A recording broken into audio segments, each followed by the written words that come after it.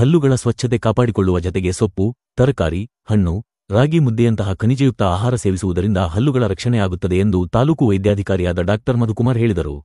ಜಿಲ್ಲಾ ಆರೋಗ್ಯ ಮತ್ತು ಕುಟುಂಬ ಕಲ್ಯಾಣ ಇಲಾಖೆ ಚಿತ್ರದುರ್ಗ ಹಾಗೂ ಸಾರ್ವಜನಿಕ ಆಸ್ಪತ್ರೆ ಮೊಳಕಾಲ್ಮೂರು ಇವರ ಸಹಯೋಗದೊಂದಿಗೆ ಅಶೋಕ ಸಿದ್ದಾಪುರದ ಪ್ರಾಥಮಿಕ ಆರೋಗ್ಯ ಕೇಂದ್ರದ ಆವರಣದಲ್ಲಿ ಉಚಿತ ದಂತ ತಪಾಸಣೆ ಶಿಬಿರವನ್ನು ಏರ್ಪಡಿಸಲಾಗಿತ್ತು. ಈ ಸಂದರ್ಭದಲ್ಲಿ ದಂತ ವೈದ್ಯಾಧಿಕಾರಿಯಾದ ಡಾ ರೋಹಿತ್ ಕುಮಾರ್ ಮಾತನಾಡಿ, ಪ್ರತಿಯೊಬ್ಬರು ಪ್ರತ್ಯೇಕ ಬ್ರಷ್ನಲ್ಲಿ ಹಲ್ಲು ಉಜ್ಜುವ ಅಭ್ಯಾಸ ಇಟ್ಟುಕೊಳ್ಳಬೇಕು. ಯಾವುದೇ ಆಹಾರ ಪದಾರ್ಥ ಸೇವಿಸಿದ ಮೇಲೆ ನೀರಿನಲ್ಲಿ ಬಾಯಿ ಮುಕ್ಕಳಿಸಬೇಕು. ಹಲ್ಲು ಉಜ್ಜುವಾಗ ವಸಡಿನಲ್ಲಿ ರಕ್ತಸ್ರಾವವಾಗುತ್ತಿದ್ದರೆ ವೈದ್ಯರ ಸಲಹೆ ಪಡೆದುಕೊಳ್ಳಬೇಕು. ಬೆಳಗ್ಗೆ ಮತ್ತು ರಾತ್ರಿ ತಪ್ಪದೆ ಬ್ರಷ್ ಮಾಡಬೇಕು ಎಂದು ತಿಳಿಸಿದರು.